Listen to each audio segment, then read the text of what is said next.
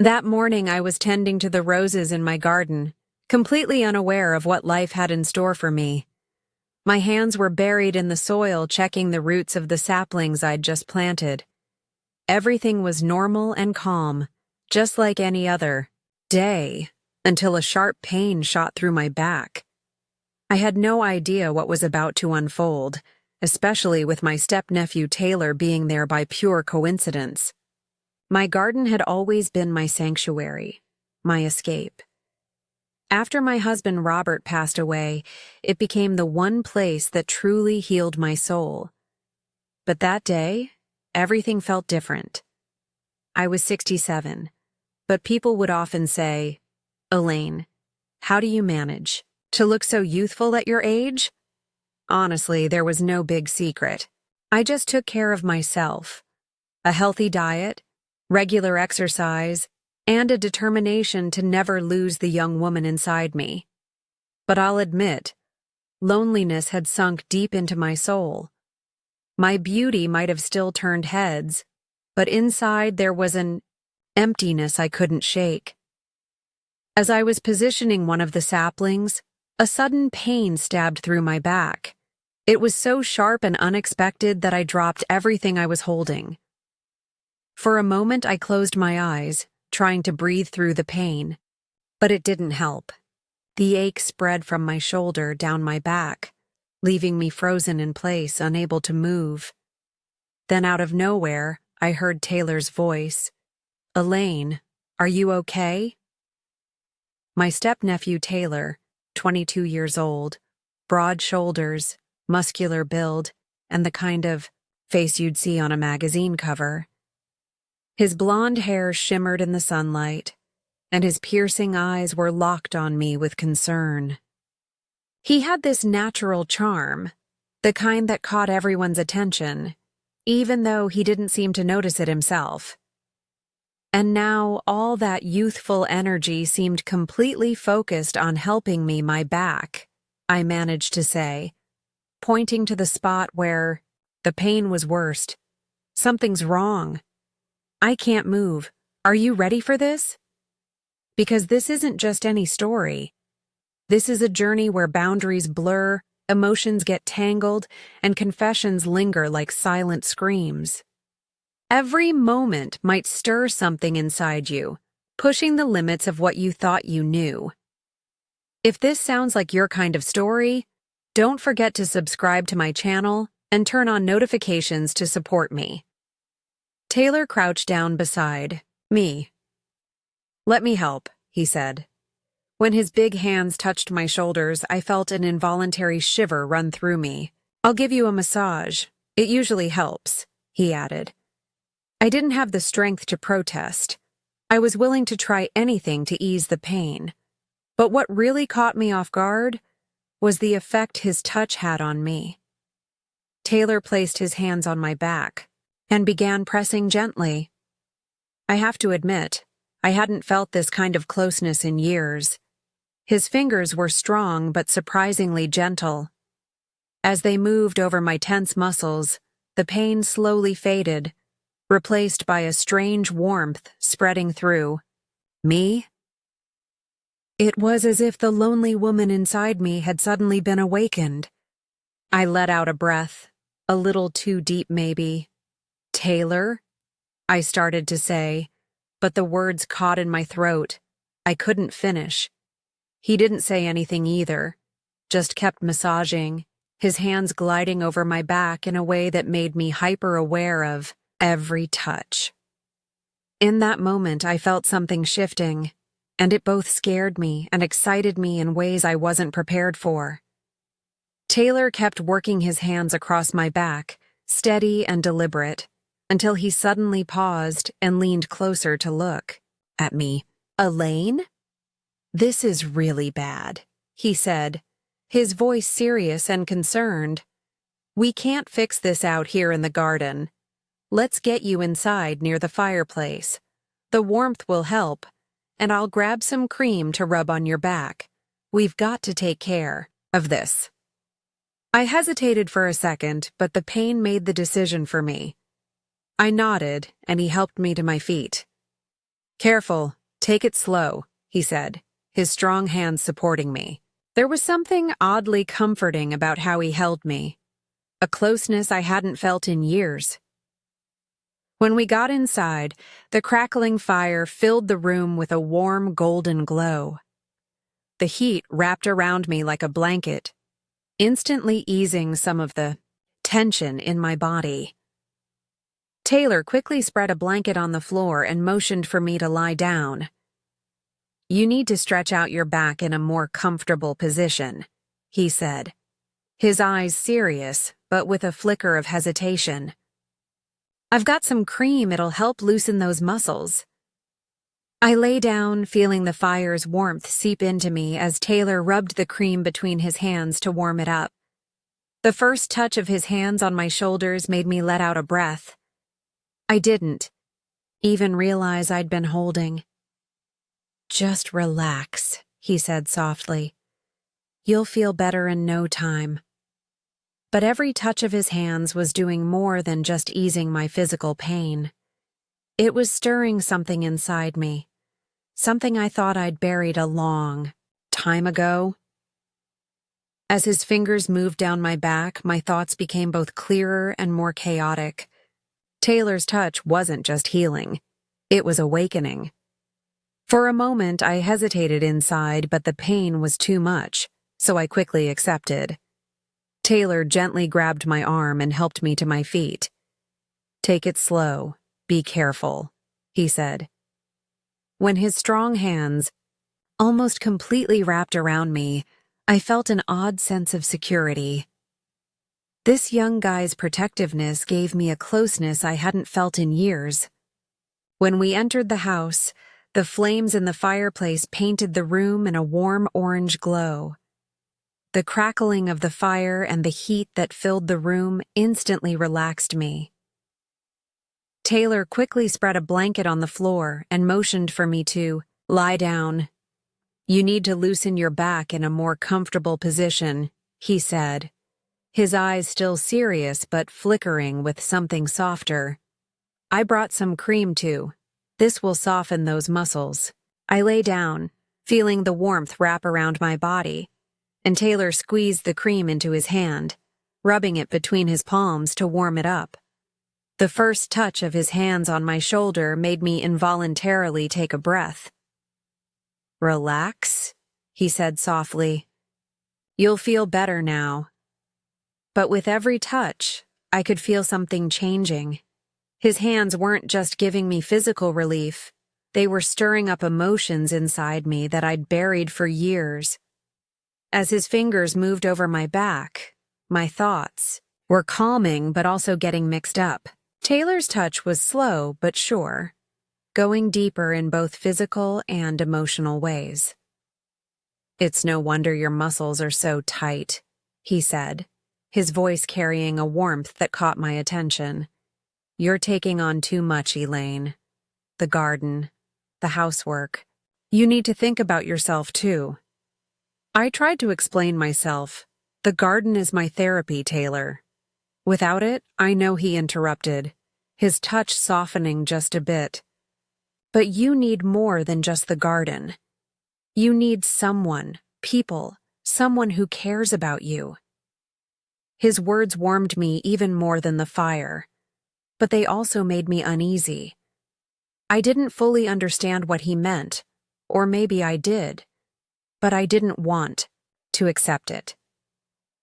At that moment, his hands moved slightly lower on my back, continuing the massage. The warmth of his touch loosened the tight spots, but inside it was creating a different kind of knot. Being this close to him felt both reassuring and terrifying. "Taylor," I finally said, my voice shaky. "You're really helping, but—" "I know," he said, his voice slower this time, "but everything will be okay. Just relax, Elaine." I could feel his words were more than just simple advice. Like the flames of the fire, his presence was growing closer with every second. Taylor's hands gently slid lower down my back. As each muscle loosened with his touch, a strange sense of unease began to take over me. His warmth moved deeper, slow but determined. In that moment, my mind started to cloud, and an internal struggle was born. Elaine, stay calm, I told myself, but I couldn't seem to control it. As his warm hands moved lower, closer to my shoulders, my heart started pounding. On one side, it was Taylor's proximity, and on the other, the boundaries that years had set in place. Suddenly, the voice inside me screamed loudly, "He's your step-nephew, Elaine. You shouldn't be doing this." The fireplace had filled the whole room with a warm light, but after a while, that heat became unbearable. When I saw Taylor wipe the sweat from his forehead, my eyes couldn't help but drift to him. Suddenly, he pulled up the bottom of his shirt, lifting it off. His muscular, sun-kissed body practically glowed in the firelight, almost like a sculpture. It's hard to explain what I felt in that moment. I hadn't felt this close to anyone in years. "This heat from the fire is too much," he said, dropping his shirt to the floor. His tone was casual, but the depth in his gaze left me frozen. Then his eyes met mine. "Elaine, you're getting really hot too," he said, his voice soft but firm. "You'll feel worse if you keep that shirt on. Let me help you." My words got stuck in my throat. I thought about pushing back, but the sweat on my skin and the room's temperature had become unbearable. Slowly, I nodded. Taylor knelt next to me and reached for the hem of my shirt. I could feel his warm hands on my skin. The touch sent a shiver through me, but it wasn't cold. It was a kind of heat. He carefully pulled my shirt up, gently working it around my hair, and finally took it off and set it aside. At that moment, the air between us grew thicker. His eyes lingered on me for a second before he quickly turned his head away. Still, I didn't need to see his face to know the chaos those looks created inside me. "Elaine," Taylor said, his voice deeper, softer than before. "Do you feel better now?" "I think so," I replied, my voice cracking. My words couldn't hide the storm inside me. It wasn't just the heat. It was the warmth coming from Taylor's presence that was enveloping me. "Come on," he said, reaching out his hand. "Let's go sit on the couch. You're uncomfortable here." I took his hand. The moment our fingers touched, I felt an electricity I hadn't felt in years. As he helped me to my feet, his strong arms kept me steady for a moment. Taylor's protective nature felt so clear, so natural, that the fears inside me began to melt away. When we got to the couch, he gently sat me down. He sat beside me immediately, but he made sure there was enough space between us. Even so, the tension in the room hadn't gone anywhere. There was something unspoken between us, but it was so hard, maybe impossible, to put it into words. Trying not to get lost in the depth of his gaze, I fought to suppress the turmoil inside me. But one thing was clear. Tonight, it was almost impossible to deny the weight of our feelings. After we sat down, the silence between us deepened with the crackling of the fire. My heart was beating so fast in my chest, I could almost hear it. Taylor sitting next to me, his presence, his breath even, was affecting me. Being this close to him made me feel both nervous and strangely at peace. I turned my head for a moment and our eyes met. There was something in his gaze, maybe curiosity, maybe something deeper. In that closeness, it was impossible to ignore. The look in his eyes, deep, intense, but also soft. In that moment, it felt like the world had stopped. Taylor slowly reached his hand out to mine. When his fingers touched mine, a shiver ran through me. He wasn't saying anything, but there was so much in the silence. His gaze lingered on my lips for a second, and in that moment, everything changed. He leaned toward me slowly. He was so close, his breath leaving a warmth on my skin. The voices inside me stopped. There was no right or wrong anymore. In that moment, there was only Taylor's eyes and his closeness to me. I closed my eyes and leaned in just a little toward him. When our lips met, it felt like time had stopped. The first touch was gentle, soft, and exploratory, but within seconds, that gentleness turned into something more intense. His warmth, his breath, the feel of his lips, everything seemed detached from reality. The loneliness, fear, and longing that had built up inside me were somehow merging with him in that moment. This wasn't just a kiss. It was the expression of years of bottled-up emotions, suppressed desires, and maybe even a hidden bond. As the kiss deepened, his hands gently roamed over my cheeks.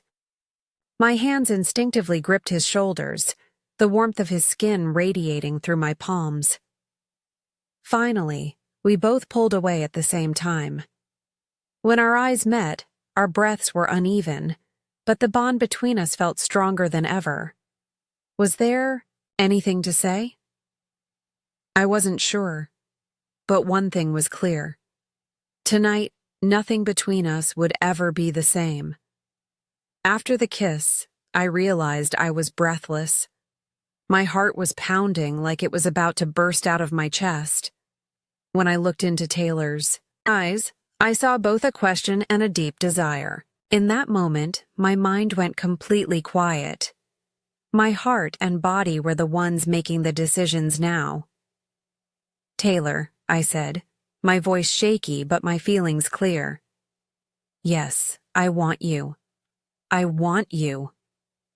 The words left my lips and something inside me snapped. The loneliness and fears I'd carried for years seemed to melt away in an instant. All that mattered was being here. Right here with him in this moment. Taylor's face showed a brief flash of surprise, but then a slow smile spread across his face. The expression in his eyes mirrored the warmth surrounding me. "I want you too." "Elaine," he said, his voice both soft and firm. "I've been trying to hold back, but I can't anymore. I want you. I want to be with you." His words spread through me like waves, every word touching my heart. Taylor gently cupped my face in his hands and moved closer to me once more. This time there was no hesitation. We both knew exactly what we wanted. When his lips met mine again, the intensity of our emotions went beyond words. This moment was a turning point for me. Taylor's presence, his warmth, his words. Despite all my fears, I wasn't planning to stop anything now. I hadn't stopped anything. I had completely let myself go with the flow of my feelings.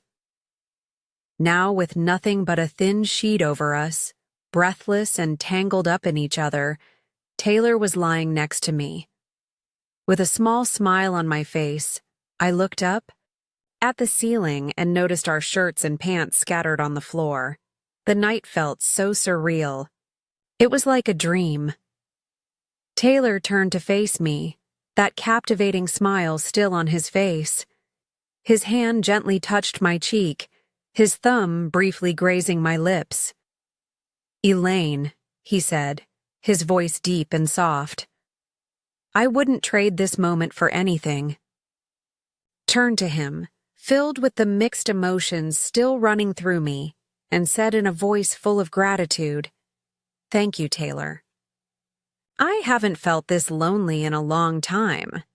But you being this big, young, and handsome, I really like it." I had no intention of hiding the sincerity and thankfulness in my eyes. Taylor's lips curved upward, his signature charming smile spreading across his face. "Elaine, do you know how beautiful you are?" he said. "And I'm not just talking about your looks. Being with you, it's a totally different feeling. Your warmth, your sincerity, everything. You make me feel better about myself."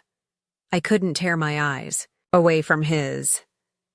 His words, his touch. Everything was so real and impactful that I wanted to etch this night into my memory forever. "I needed you, Taylor," I said honestly, "and you were here.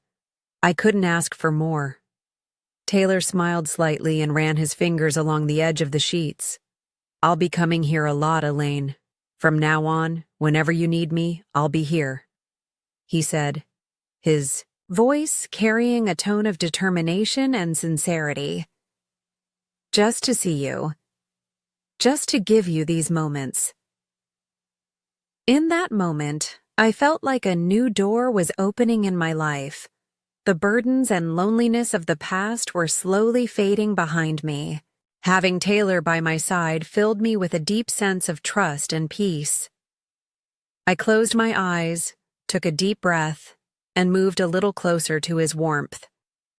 This night was only the beginning for me, the first steps of a new journey, and knowing I wasn't alone anymore was more valuable than anything. I hope you liked my story. It really was an exciting journey, and I'm so happy to share it with you. If you want to hear more stories like this, don't forget to subscribe. If you turn on notifications, you'll be the first to know when a new episode drops. Also, your likes and comments mean the world to me. Hearing what you think and how you feel really motivates me. Your support helps me write more. Thank you so much, and I'll see you in the next story.